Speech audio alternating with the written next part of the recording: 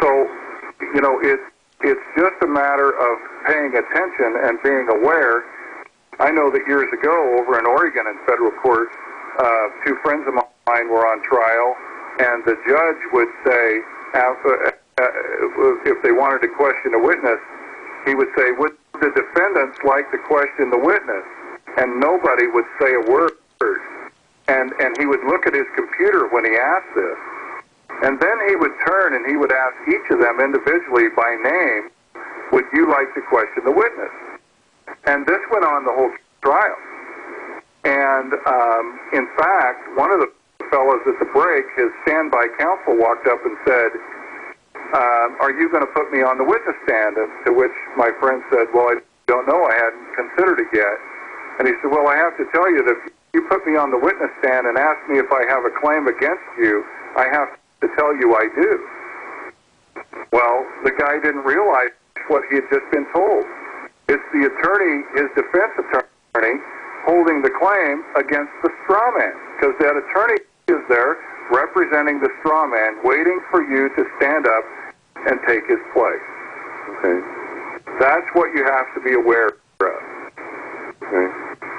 How do I get an understanding of when I would trip over the straw man? Well, that's an interesting question. Most people, and is it Debbie or Deborah? It's Deborah.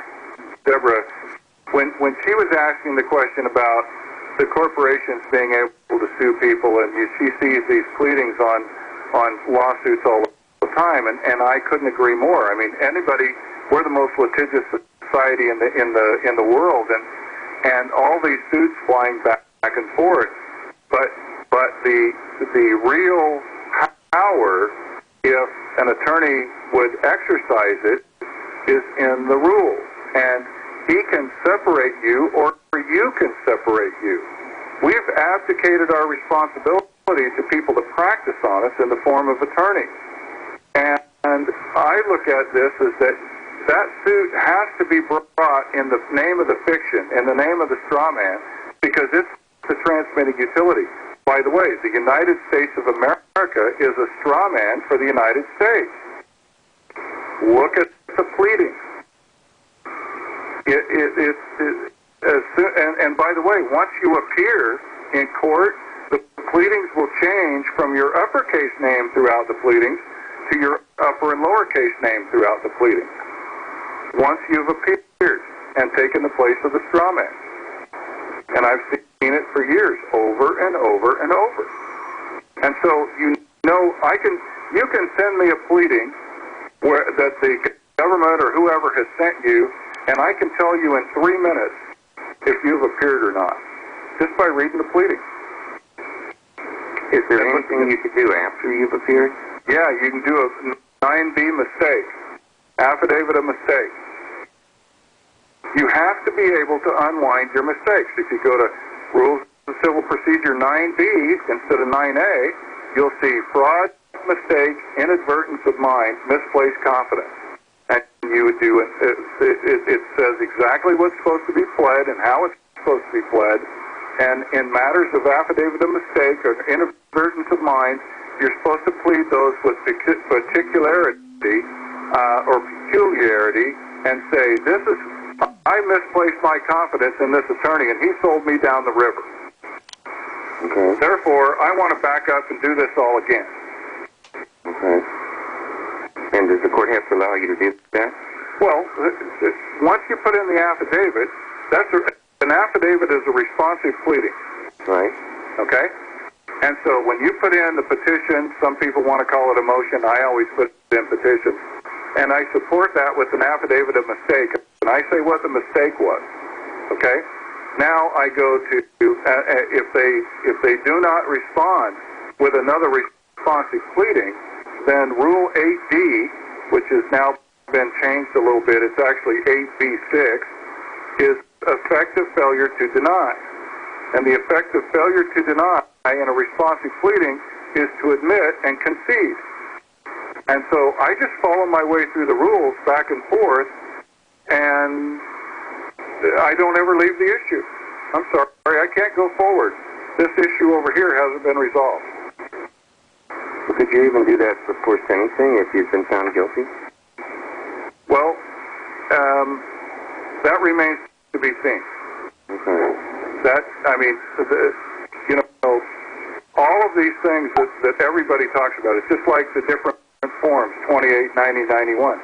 I'm waiting to talk to anyone that's used those and got out of prison. Mm-hmm. And I want to talk to them. I want to say, okay, what did you do? How did you do it? Because here's the bottom line. I don't care what it takes or what the process is. I just want to win. Right.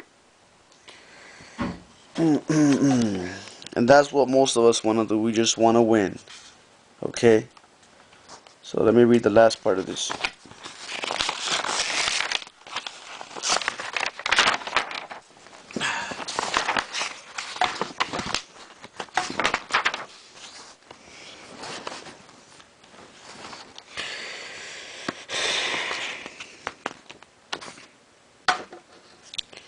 Title 42, Chapter 21, Subchapter 1, 1983. Section 1983, Civil Action for Deprivation of Rights. Every person who, under color of any statute, ordinance, regulation, custom, or usage of any state or territory or the District of Columbia, subjects or causes to be subjected any citizen of the United States or other person within the jurisdiction thereof to the deprivation of any rights, privileges, or immunities secured by the Constitution and laws shall be liable to the party injured in an action at law, suit in equity, or other proper proceeding for redress, except that in any action brought against a judicial officer for an act or omission taken in such officer's judicial capacity, injunctive relief shall not be granted unless a declaratory decree was violated or the declaratory relief was unavailable. For the purposes of this section, any act of Congress applicable exclusively to the District of Columbia shall be considered to be a statute of the District of Columbia. President, Vice President, and all civil officers of the United States shall be removed from office on impeachment for and conviction of treason, bribery, or other high crimes and misdemeanors. The only persons who have limited immunity is senators and representatives coming and going and while in session, and that is limited. If they commit treason, felony, and breach of the peace, they may be arrested in session. Now, most people don't have this stuff, but okay, I'll read this real quick. Marbury versus Madison. It is emphatically the province and duty of the Judicial Department to say what the law is. Every state legislator and executive and judicial officer is solemnly committed by oath taken pursuant to support this Constitution, blah, blah, blah. It says right here, more noteworthy is its pervasive disregard and practice by those who as law officers owe special obedience to law. What is true of the Federal Act against wiretapping and its violations is widely true of related state legislations and its disobedience. For sociological generalizations are more valid than that lawlessness begets lawlessness. And that is what we are coming to, I believe.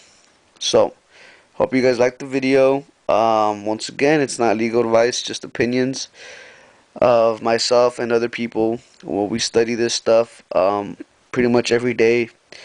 And any chance we get, we do research. So, hope you guys enjoyed it. And for those that are public servants, think twice before you just follow your policies, because you might run into someone like me and might get tangled in something that you weren't expecting, because I follow the law, not codes or statutes or policies.